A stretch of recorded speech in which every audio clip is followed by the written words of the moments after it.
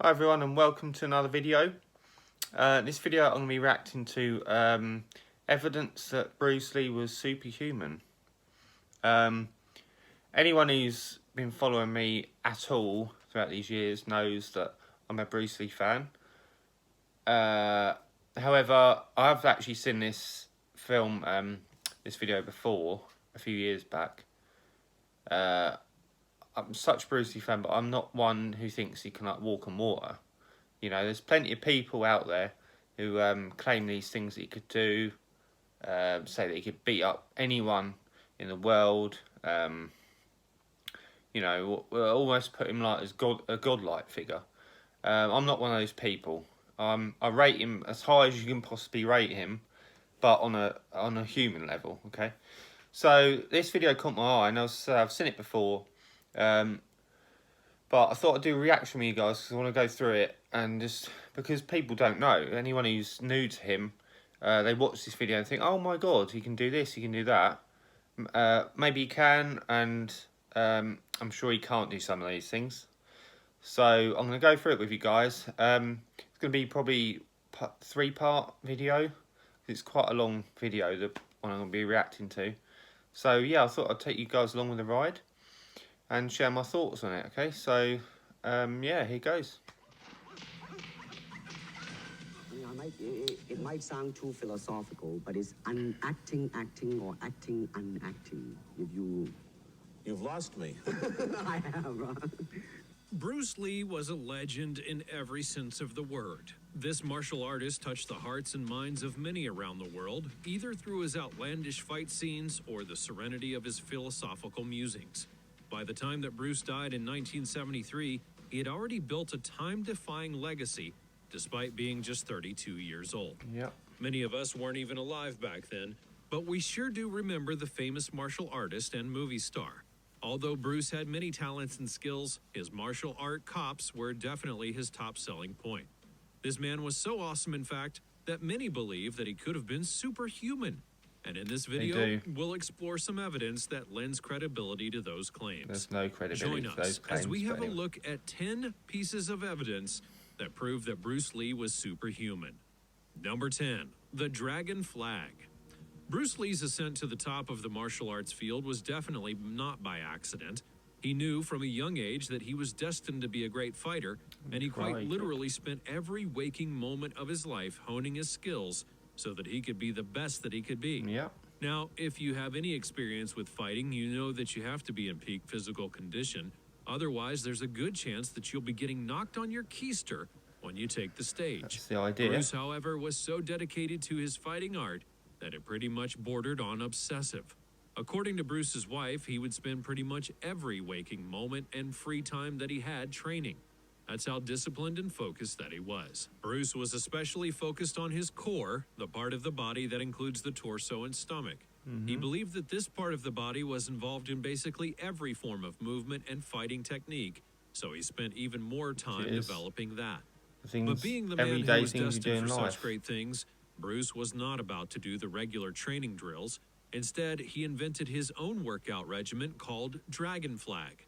In Dragon Flag, Bruce would lay flat on a bench and then would lift up his entire body from the bench with nothing but his shoulders touching the surface. From there, he'd hold that position for minutes, raising and lowering his entire body at will, which is probably something I'm going to skip the next time that I hit the gym. Not sure it was recorded. Today, Dragon Flag is a staple of many martial arts training programs and exercise sessions, although I don't really think that there's anyone who could do it as impressively as Bruce Lee. Number 9. Bruce caught rice grains with chopsticks.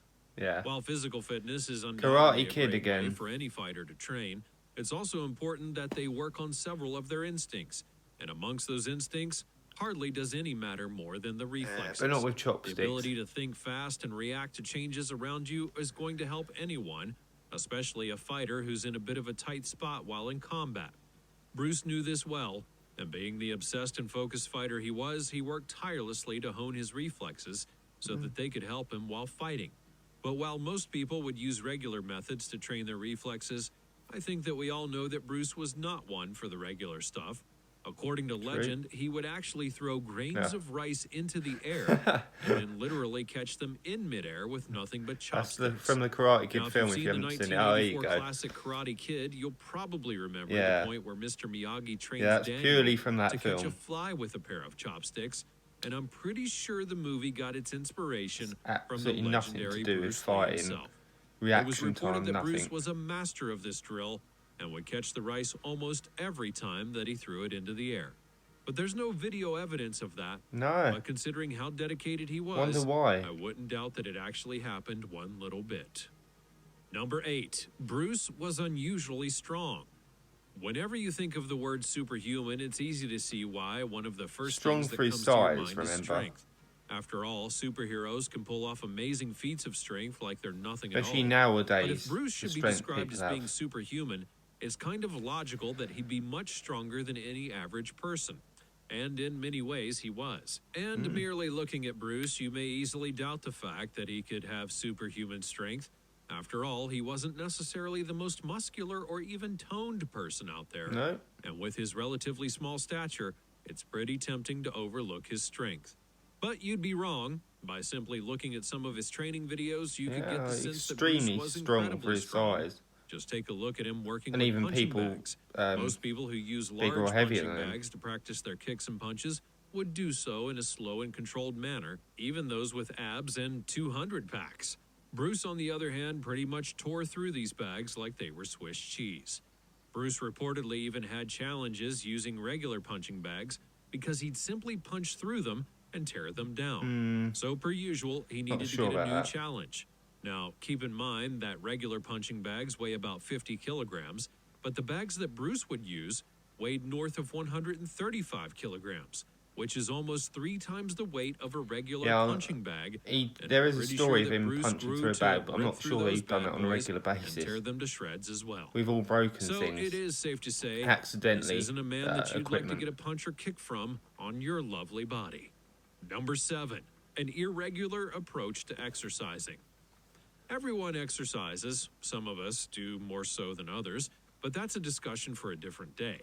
Amongst the many Okay. exercise routines that are available, push-ups and pull-ups are one of the most popular. Today, you don't even have to be a fighter to learn how to do a push-up or pull-up. After all, both exercises offer the best of both worlds. You don't need any special gear for them, and they're difficult enough to help you work up a sweat and supercharge your body. Thanks to their a good complexity, core we all have a exercise. threshold One of of the most push-ups and basic. pull-ups that we can all perform. Some of us can go up to 50 push-ups at a go, while few of us can only manage about And 10. some many more, Yes, but I know yeah. myself. There's no It's shame difficult in when it. you start Here's the doing thing, them. though. Bruce was on an entirely different level. If you have a specific number of push-ups that you're comfortable doing, I guarantee you that Bruce Lee could do double without even breaking a sweat. And if you're still doubting, How well, do you know consider this. how many he did? At some point, Bruce was actually tested to see how many push-ups that he could do. And in true Bruce Lee fashion, he decided to raise the bar by completing the test with one hand while using only 2 fingers, his thumb and index finger. Impressive. And even at that, he was able to nail up to 200 push-ups. Where is this Bruce was recorded? able to take things up yet another notch when he offered to complete a different challenge by doing push-ups never heard with of only this. 2 thumbs. And Never in this heard of it. position, he still managed to do over 100 of them. And now for the grand Where's finale. that recorded? If you were to grade Bruce based on the regular 2-handed push-ups that we all struggle to accomplish, he was reportedly able to do over 1,500 of them in a row Hey, without who's- stopping. The man was a beast on the Who's boards. recorded that? And somehow you definitely wouldn't want to get into a competition with that at the And, gym. Number 6. Oh. Bruce was too fast to be filmed. Bruce Lee began his early life as a martial artist, and like many of the time, he had spent a great deal of his life honing his skills. So by the time that Hollywood came calling, he had essentially already become one of the most renowned martial artists in the world. But here's the thing, though. Bruce almost didn't even make it into the movie business. At the time, movie-making technology was just getting to the peak of its prowess, and there was still a lot of work that needed to be done. Bruce was so fast that directors literally had issues filming him. In 1966, Bruce got one of his biggest breaks on screen with The Green Hornet. That's true. A They're superhero too fast for the television cameras series that lasted just in one those season. days, at least. But Bruce was undoubtedly the breakout star. However, shooting the series was very challenging because the cameras of the time just couldn't capture his moves in real time. Unlike today, when we have cameras that can shoot up to 240 frames per Yeah. second, most movie cameras in the 60s and 70s struggled even to shoot at 24 frames per second.